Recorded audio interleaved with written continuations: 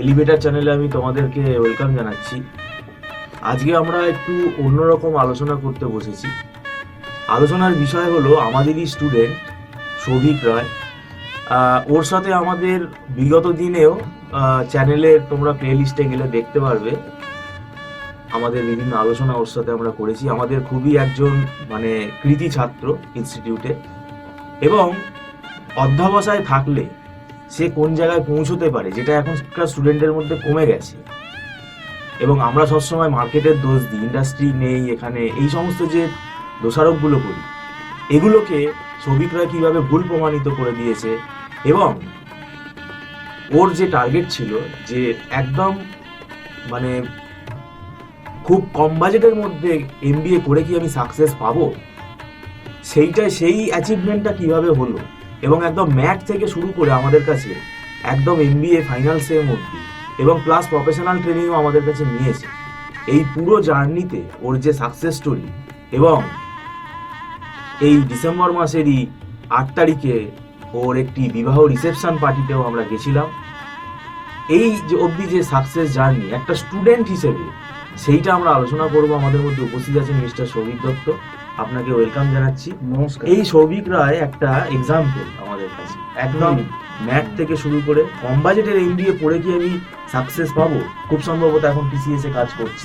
এই জার্নিটা আপনি একটু যদি আলোচনা করেন, যাতে এরা দেখে ভিডিওটা উদ্বুদ্ধ হতে পারে।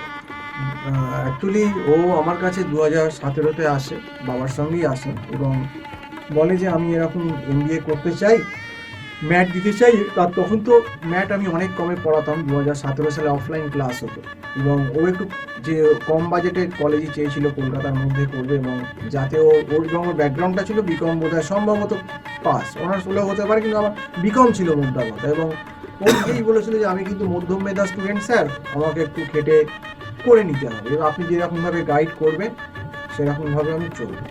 খুবই বাধ্য এবং ভদ্র ছেলে।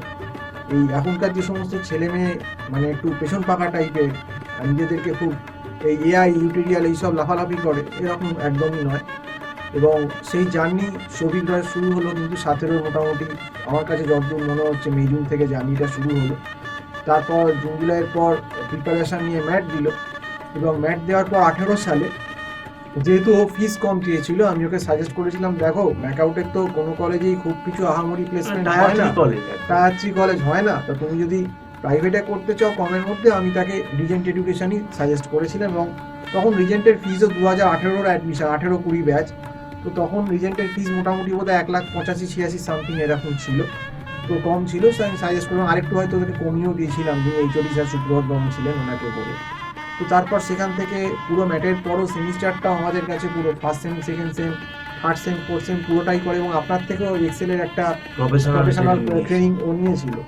এবং তারপর ও যখন বেরোলো 20 সালে, তখন একটা ভয়াবহ পরিস্থিতি, আপনি তো জানেন করোনা, 20 মাসের জুন মাস, মানে পরীক্ষাই ভালো করে নিতে পারলো না। সেই সময়টা আমরা করোনার সময়টা দেখেছি 20 সাল, তখন ক্যাম্পাসিং ভালো হলো না। ও পরের পর ইন্টারভিউ দিয়ে যাচ্ছিল, চেষ্টা করছিল, ফোনে কথা হতো আমার সঙ্গে, আমি বললাম চেষ্টা করে যাও। করতে করতে করতে করতে পুজোর আগে কিন্তু ও L&T ফাইন্যান্স মুম্বাইতে প্রথম চাকরিটা পেল এবং ভালো প্যাকেজে চাকরি পেল। এবং তারপর চলে গেল মুম্বাই, সেখানে 1 বছর মতো ছিল, কিন্তু যেহেতু বাবা মা একা, তো সেই জন্য সে চাইছিল যে আবার কলকাতা ব্যাক করা। তো মুম্বাই থেকে এক্সপিরিয়েন্স হয়ে গিয়ে 1 বছরের ওপর তারপর সে কিন্তু এসে জয়েন করলো মহিন্দ্রা গ্রুপে। জয়েন করার পর কিছুদিন কলকাতায় থাকার পর তারপর কিন্তু এখন রিসেন্ট যেটা লাস্ট ও চেঞ্জ করেছে সেটাও TCS-এ আছে এবং as a senior finance consultant হিসেবে আছে। নিশ্চয়ই ওর প্যাকেজ মোটামুটি বেশ ভালোই হবে, কারণ ওর ইন্ডাস্ট্রিতে 9 করে হলেও প্রায় বলতে গেলে 5-6 বছর হয়েই যায় হিসেব করতে গেলে। তো সেক্ষেত্রে ওর এই সিরিয়াসনেস, অধ্যাবসায় লেগে থাকা, এটা কিন্তু ওকে এই কয়েক বছরে, 5-6 বছর, 6-7 বছরে ওকে কিন্তু সেটা সাহায্য করেছে ওর নিজেকে এস্টাবলিশ করতে, প্রতিষ্ঠিত করতে। যখনই একটি ছেলে বিয়ে করছে, এটা জানতে হবে, তার মানে কিন্তু সে একটা মোটামুটি কিন্তু এই বাজারে বিয়ে করছে, সে কিন্তু একটা এখন স্টেবল পজিশনে কিন্তু পৌঁছে গেল। এবং ও 2017-18 থেকে যে ও গোলটা অ্যাচিভ করার চেষ্টা করলো, সেটা কিন্তু অ্যাচিভ করতে 7-8 বছর সময় লাগলো। এবং এই সময়টা খুব ভাইটাল, এবং এই সময়টাই কিন্তু স্টুডেন্টদের ফোকাস দিতে হবে যে প্রফেশনাল কোর্সগুলো করছে। এবং সেক্ষেত্রে কিন্তু আমাদের মতো যারা একটু সিনিয়র টিচার আছে, যারা মার্কেটটা জানে কীভাবে কী হয়, কোথায় গেলে কী হতে পারে, তাদের গাইডটা কিন্তু খুব একটা ইম্পর্টেন্ট বিষয়, মেন্টারটাকে। তো আমরা চেষ্টা করেছিলাম সব রকমভাবে ওকে মেন্টারিং করার, যে তুমি এইভাবে অ্যাপ্রোচগুলো করো। আপনার থেকেও যেহেতু প্রফেশনাল এক্সেলটা শিখেছিল, সেক্ষেত্রে ও কর্পোরেটে গিয়ে এক্সেলে প্রবলেম হয়নি। তো দেখুন, আমাদের কথা যারা শুনবে তারা ডেফিনেটলি, যারা একটু সিরিয়াস, 99% তারা কিন্তু কর্পোরেট জগতে সাকসেস পাবে।